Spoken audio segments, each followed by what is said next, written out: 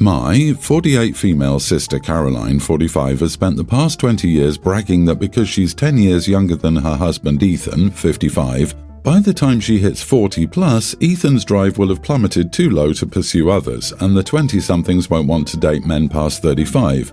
Ethan was 34 and my sister was a week from turning 24 when they officially got together.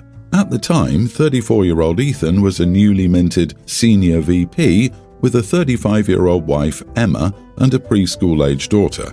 Ethan told my sister that Emma became a sanctimonious mommy type after she gave birth, stopped waking up at 5 a.m. to exercise, withheld it and became a negative nagging shrew. Ethan physically left Emma for Caroline, but Emma was the one who filed for divorce. Caroline was angry because she claimed Emma was the one who filed for divorce, yet she's the one who became bitter and hostile after the divorce happened. For a while I sympathized with Caroline because everybody criticized her relationship. However, it felt like Caroline and Ethan made it a fact that Ethan was punching above his weight. Regarding having a younger woman, their entire personality as a couple and individuals.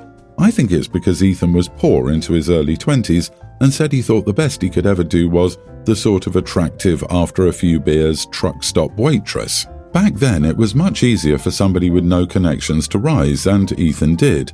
Then, after his divorce and before marrying Caroline, Ethan started his firm and began making even more money. Caroline signed a prenup but maintained that it would never be used. Caroline used to laugh when ex-wife Emma told her that there were always younger women out there. Caroline replied that she asked Ethan, and he said a 10-year age gap is gigantic to him and that Caroline was the combination of someone who he'd always see as much younger while also being able to relate to her. In a place where her stepdaughter could hear her saying it, Caroline would also say that Emma has aged so much faster than Ethan and that she's likely regularly mistakenly referred to as her daughter's grandmother. All this about "he will always see me as much younger" disappeared a few years ago. Caroline started becoming very withdrawn and miserable. She'd act out in ways, but Ethan would not even bat an eye at her antics. Then suddenly, just before the holidays, Ethan picked a fight by telling her her hand mannerisms are annoying and left the house. She found out he was living with a 24-year-old assistant he hired without experience. Now, despite texts saying their 3 kids miss him, and she doesn't deserve this when she's never denied him intimacy, he's filed for divorce. Caroline came to me crying and would go on rants about how Ethan would realize the 24-year-old sees him as grandpa. I rolled my eyes and said, "What did you expect, sis?" And that I had no sympathy when for years I've had to listen to her saying age gap detractors are bitter losers and that Ethan will always see her as a prize. I also told her that 10 years is barely the starting point when it comes to trophy wife relationships. She got angry and said she's still the youngest Ethan will ever get for a long-term relationship, and that her qualities should make him come back to her. I said, "Yeah, sure," and she screamed, "Are you calling me old when Ethan's pushing 60?" and left. Am I the idiot for asking my sister, "What did you expect?" after her husband left her for a younger woman? Not the idiot. Every mistress is convinced she's the exception, not the rule. She's delusional. There is an endless supply of 20-year-olds who would jump at the chance of marrying someone with money and living an easier life. He has a type she has now realized a little too late, however. Exactly. She's deluding herself into thinking Ethan gives a crap about long-term relationships, especially since he has no problem trading in for a newer model every 20 years or so. He's going to ride this new one till he's around 70 or 80, and then, at that point, throw off the pretense entirely and just hire sugar babies for companionship or import a trophy wife from a developing country. It's clear he doesn't care about family after all. Yep, my late stepmother saw my father as a stable person who would take care of her. At least that's how it looked to me. She was 23, he was 44, and I was 16. She was wife number 3. He kept being a man-child, and she had to become the adult in the relationship. I'm not sure why she stayed. She must have loved him. We lost her to a tragic accident last year. Father hadn't paid a bill in years, and most accounts were in her name. Poor delusional lady, but she was an excellent stepmom to me. Oh, I'm sorry for your stepmom. Ethan told her that Emma became a sanctimonious mommy type after she gave birth and became a negative nagging shrew. And Caroline believed that? LOL. Now she knows why he left his first wife. And you are not the idiot for saying what you said. She forgot the old saying, if he's willing to cheat with you, he'll cheat on you. She should have known this day was coming. My parents recently put down the rule, no dinner until 1.5 hours of violin practice is completed. Since they realised I, a female teen, rarely ever practice violin, and if I did, it would only be for 30 minutes. I absolutely hate playing the violin. The last time I asked them if I could stop playing the violin, they said they'd ground me for a year, but they kept extending it past 3 years. People have recommended I try playing songs I like, and I tried, but then I ended up hating the songs. I'm not generally lazy, I'm quite good academically and physically. Around a week ago, I refused to practice violin and skipped dinners. My parents never thought I'd choose that option and are extremely mad. They've taken away more things recently, such as books, art supplies, one of my hobbies, soft toys, I'm still very attached to them, breakfast, not that I ever ate it, clothing besides one basic outfit, and my school uniform, etc. I'm still refusing to play the violin. I've spoken to my friends about this, and they just told me to give in to their demands. Am I the idiot for refusing to play the violin? Edit, yes, I'm Asian. Not the idiot. Taking away meals as a form of punishment for wanting to quit an extracurricular activity you're no longer interested in is dangerous parenting. OP, call CPS and tell them your parents are withholding meals. Also, talk to an adult at school and explain the situation to them. I think OP is afraid of the repercussions of telling someone.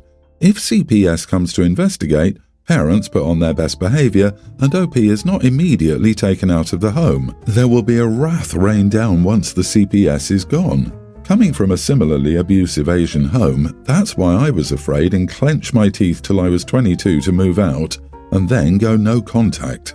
Oh honey, they've totally ruined the violin for you. They drove you to hate it by forcing it on you. You cannot force an instrument or sport on your children.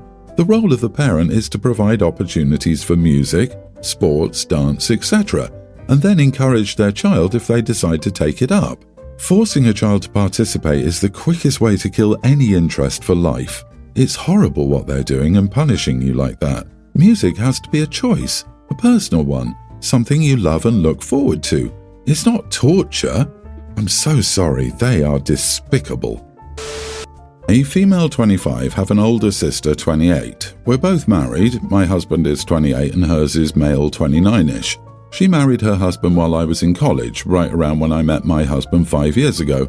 We actually attended her wedding together. My sister is the stay-at-home mom and her husband works in finance. As I said, my husband, whom I met in college, is now an attorney and I'm a forensic scientist. I work on crime cases. All of that is to say that my husband and I are well off financially, while I know that my sister struggles a bit, especially these days. Well, a few days ago, my sister asked me if I could watch her children for the night while she and her husband had a date night. I said of course, my husband and I often watch our nieces. 3 girls, one a set of twins, preschoolers and a pre-tween, and we even have set up bunk beds for them in our guest room, and we look forward to watching them. My husband and I are undecided if we want kids of our own, but we just love those girls so much, and they are 90% of the reason we lean towards yes. Well, when my sister came to drop the girls off, she came inside for a few minutes. My husband took the girls to the kitchen for a snack, and my sister insisted on sitting down and talking to me. She then told me that the date that night was supposed to be a rekindling of the flame date and that her husband recently hadn't been the same. She said he's been unattentive, rude, mean, and just not the man she married. She proceeded to tell me how she wanted to get a divorce from him, but couldn't because she had 3 kids, no job, no skills, and no degree from college. I told her I was really sorry to hear about this and hoped she could work it out with her husband. She said she didn't think that was going to happen. I told her then that she shouldn't worry about the kids if she needed a divorce from him because my husband and I could help her with the kids. She proceeded to get mad at me and tell me that childcare is so much money that she could never afford it while doing the menial jobs that she would be able to do. I told her not to worry about the cost of childcare if she could make it until next year-ish because the twins go to school next year and that I could pick them up and drop them off if necessary. My job has flexible hours. She sort of backed off then and just nodded and left. Well, today, I got a few angry texts from her calling me a witch, selfish, self-absorbed, and a spoiled brat. She says I'm a horrible sister for not offering her money or more help because I have so much of it to do. I reminded her that no, I'm not rich, but my husband and I have good jobs and no kids. I reminded her about all of the help I'd been willing to give for the girls and told her honestly my money just wasn't a free-for-all and that I'd have to talk about it with my husband anyway. She didn't want to hear any of it. According to her, I'm being a horrible sister, a spoiled brat and unreasonable. So, am I the idiot? Oh boy, wow. Is it just me, or does being insulted and called names make anyone more likely to help out? Not the idiot. No one is entitled to your money, especially not when you're already giving them free childcare. I would tell your sister that you and your husband won't be able to offer assistance until she makes a sincere apology. You are a selfish, self-absorbed, horrible sister for looking after my children, which I chose to have while I went on a date night with my husband. I can't believe that you're such a spoiled brat that you offered to drop off and pick up my kids every day to and from school even though they're not remotely your responsibility. I just want money. Wah! This woman needs a reality check and a high five in the face with a chair. Oh, it sounds like she was hoping you would pay for her to be a stay-at-home mom still. Beware of her trying to move in next. If she does, put her in the same room with the 3 girls. Make it slightly uncomfortable so she will be inspired to get it together. Also, Sis's husband is in finance. He should be able to afford alimony and child support. Your sister made her bed, and now she wants you to crawl in with her. Do not give her any money. If you do, the demands will never end. I am a 30-year-old man. My fiancée, Shelley, is a 26-year-old woman. Since I met Shelley, she's been open about one of her interests, Korean music. It's not my jam, but I'm always happy to hear her talk about it. Early in our relationship, though, I wasn't aware that by Korean music, she mainly meant one specific male pop star. His name is THI. Since we began cohabiting last year, I've also learned that it's less of an interest and more of an obsession. She spends excessive time looking at his pictures, following his fan communities and listening to his music. If I'm perfectly honest, it's a huge turn-off for me personally, but people will like what they like. Last summer, my sister told us that she was getting married, and we were super happy for her. We immediately RSVP'd for her wedding on Friday, January the 12th. However, in December, Shelley approached me and told me she couldn't attend my sister's wedding. When I asked why, she said she would be in South Korea around that time. I figured Kai was having a performance or a fan meet and greet, but it was even worse. Shelley wanted to attend a fan-held birthday party event. Apparently his birthday is January the 14th, which is today's date in South Korea. I asked her if she was out of her mind, seeing as 1. She doesn't speak Korean, besides some of the lyrics she memorized. 2. She doesn't have much money and lives primarily off what I make. 3. She would prioritize some random pop star's birthday over her fiancé's sister's wedding. Shelley told me she was going, and that was that. Before she left for the trip a few days ago, on my birthday, she begged me to tell my sister that she couldn't go because she was sick. I really didn't want to talk about it and just told her, okay. Well, yesterday was my sister's wedding. It was a lovely ceremony. My sister and her husband were confused about why Shelley wasn't there, and I immediately fessed up that she was in South Korea for an event. My sister was a little upset, but I told her not to let it ruin the day for her. After the wedding, my sister apparently emailed Shelley, telling her that she wished she would have been up front because she could have saved some money on her food for the event. Then Shelley emailed me, furious about my telling the truth. Was I wrong to tell her the truth, or were my actions justified here? Not the idiot. To answer the question you asked, she skipped out on your sister's wedding. She can deal with the fallout. She knows that she's doing a crappy thing because she asked you to lie about her reasons for doing it. I've heard people asking the wrong question before, but this takes the cake. Why are you marrying this woman if her obsession is, as you put it, a huge turn-off? Not only this, but she takes your money to fund an expensive trip to South Korea to attend a birthday party for her celebrity obsession, who probably doesn't even know she exists. The real problem here is not that you told the truth about her reasons for skipping your sister's wedding. The real issue here is your fiancé. Break off this engagement and run. Run like the wind.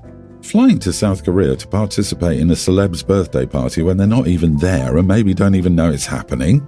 Yikes on several bikes. That is an unhealthy obsession right there. On top of this, your sister has a point. It was really bad of your fiancé not to be upfront about missing the wedding and making your sister waste an invite and money on catering. This Kai obsession is a make or break for the relationship. OP, you know exactly what you're getting in for, and if you aren't 100% on board with it, you're committing to it nonetheless. She's funding this obsession with money you earn, and money I'm guessing you'd rather go to the wedding. Something else for the relationship, your own interests, or something more practical like living costs. You're the third person in the relationship of yourself, your fiancé, and her idealized image of Kai. Look man, you're dealing with a partner who is not mature enough to be in a relationship. It will only get worse. I, male 35 and my wife 34, have been married for 10 years and have 2 children, a pre-tween male and a female kindergartner. My wife is a homemaker and has always cared for the family meals. I work in a technology company and have a very tight schedule. About a month ago, my wife decided to become vegan for ethical reasons. I respected her choice, but we agreed that I and our kids wouldn't change our diet. She agreed to continue cooking meat for us, as our kids enjoy it and are not fans of vegetables or such dishes. However, 2 days ago she told me that she would no longer cook meat for us. She said she felt terrible about choosing corpses at the butcher and preparing them at home. It was a matter of principle for her and a contradiction to abstain from eating meat but still buy and prepare it. She stated she would only make vegan meals for the entire family, and if we wanted meat, I would have to cook. I got very upset about this as I don't have time to cook, especially with an ambitious project coming up at my company. We argued a lot about it and she called me insensitive and ignorant. Our kids will be back from my parents' house at the end of the month and I don't want them to go through this change with her. You are the idiot. Oh lordy, your kids aren't fans of vegetables. What, do you blanch them and serve them unseasoned? Cook a damn chicken breast when you get home. It's not a big deal.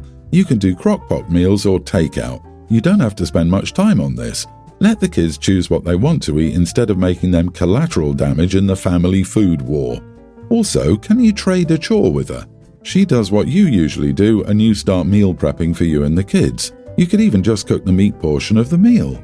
The wife is allegedly a homemaker but does not make meals that satisfy her family. The kids are old enough to attend school, so the wife is home all day. Dude, tell your wife she can return to work and you'll stay home and cook. And that after she's done working, she can come home and cook for herself since you'll be cooking non-vegan meals. You're not the idiot. Going vegan is a significant change of lifestyle after 10 years. You supported her with the understanding that she would still cook meat for the rest of the family. Then she breaks that agreement without even a discussion. I think she's the idiot in this situation. Unfortunately, you'll have to figure something out because I don't think she'll budge.